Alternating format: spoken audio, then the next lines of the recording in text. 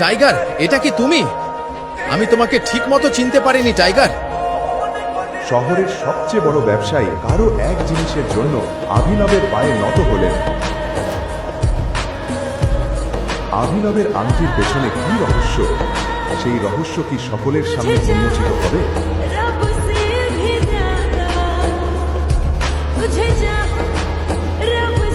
পরের দিন অভিনব অনন্যার অফিসে দুপুরের খাবার দিতে গেল। অফিসটি খুব ভিড়ভাড় ও উত্তেজিত ছিল। সেই সময় প্রবেশপথের টিভিতে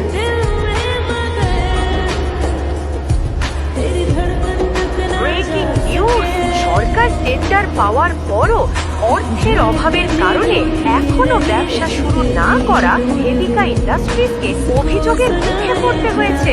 যদি তারা সংখ্যাগুলো ভালো দেখাচ্ছে না। যদি এভাবেই চলতে থাকে কোম্পানি দেউলিয়া হয়ে যাবে। আমাদের হাতে বেশি সময় নেই। চিরাগ, অনন্যার বন্ধু ও ব্যবসায়িক অংশীদার। অনন্যার দাদু হারদেবপাল সিংহের বুদ্ধিতে তিনি কোম্পানিটি তুলে নিয়েছিলেন। এরপর বন্ধু চিরাগ অংশীদার হিসেবে এসেছিলেন এবং তিনি অনন্যাকে জীবনসঙ্গী হিসেবে চেয়েছিলেন।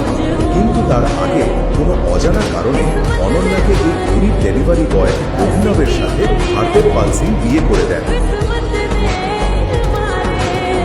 অনন্যা অনেক কষ্টে আছেন। সেই সময় কোম্পানির সিএফও কার্তিক তার সাথে কথা বলেন।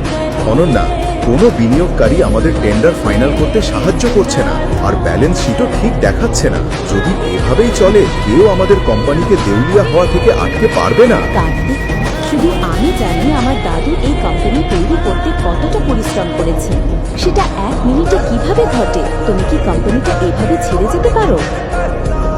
তুমি কি বলছো বোঝো? তুমি এভাবে ছেড়ে যেতে পারবে না। কেউ তো দয়া করে কিছু করো। অনন্যা, তোমার দাদা একবার আমাকে পুরনো এক শক্তিশালী সহযোগীর সাথে যোগাযোগ করিয়ে দিয়েছিলেন। আমি কি তাদেরকে বিনিয়োগ করার জন্য বলি?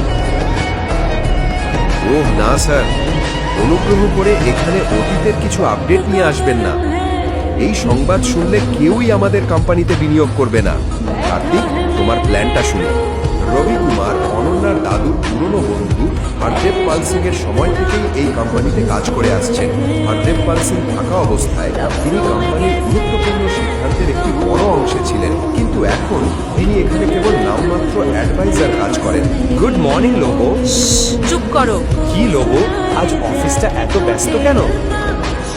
তুমি সব সময় বাড়িতে চাকরের মতো কাজ করো। তুমি খবর দেখছো না? তুমি যে এত বড় শিল্পপতির জামাই, তুমি কি তোমার ব্যবসা নিয়ে ভাবতে পারো না? সে সম্পর্কে যতটা জানি তা যথেষ্ট। কি হয়েছে? টিভি দেখো। Breaking news! সরকার টেন্ডার পাওয়ার পরও অর্থের অভাবের কারণে এখনো ব্যবসা শুরু না করা ভেদিকা ইন্ডাস্ট্রিজকে অভিযোগের মুখে পড়তে হয়েছে। হ্যাঁ ম্যাম, আমি এখনই আসছি। আমার কাছে ফাইল আছে, আমি নিয়ে এসে দিচ্ছি। Okay ma'am. লোবো, অনন্যা কোথায়?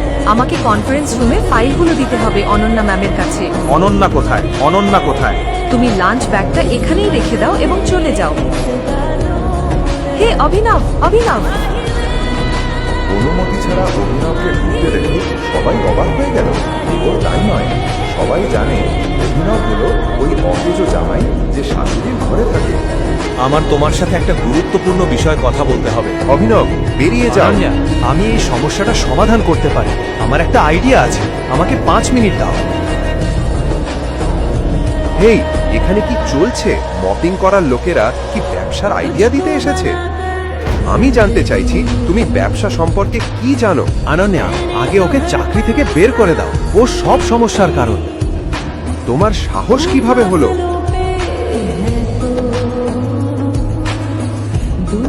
সিকিউরিটি, ওকে বাইরে বের করে দাও। স্যার, বাইরে যান। তখন লোভ এবং চিরাগকে সে অনুরোধ করল। স্যার, অনুগ্রহ করে শান্ত থাকুন। আমি এই ব্যাপারটা দেখে নেব। তুমি ফাইল এনেছো? আমাকে দাও। আমি ফিরে এলে ওকে এখানে দেখতে চাই না। রাগ করে চিরাগ কনফারেন্স রুমে ফিরে গেল। ওকে ছেড়ে দাও। তুমি কি জানো ওকে? ও চোর না, ও তোমাদের অনন্যা ম্যাডামের স্বামী। ভুলে গিয়েছো? বেরিয়ে যাও। দুঃখিত ম্যাম। ধন্যবাদ লোবো। ভালো হতো যদি ভেদিকা আর তার মা তোমার মতো ভালোবাসা দিত।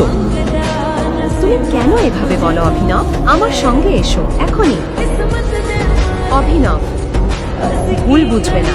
তুমি একজন ডেলিভারি বয় এবং একজন হাউসব্যান্ড। তুমি কি করে এত বড় কোম্পানিকে সংকট থেকে বাঁচাতে পারবে? আমি জানি না কিভাবে লোবো, কিন্তু আমাকে এই কোম্পানিটা বাঁচাতে হবে। এটা জরুরি। আমার এই কোম্পানির শেয়ার হোল্ডারদের তালিকা দরকার। আমি এমন একজন ভালো মানুষের কোম্পানি নষ্ট হতে দেব না। এটা কি হচ্ছে অভিনব? তুমি কি আমার সঙ্গে খেলছো? তুমি তো সবকিছু দেখছো যা ঘটছে। তুমি যে সব ফাইলের কথা জানতে চাইছো সেগুলো কনফারেন্স রুমে আছে। চাইলেও আমি ভিতরে ঢুকতে পারি না।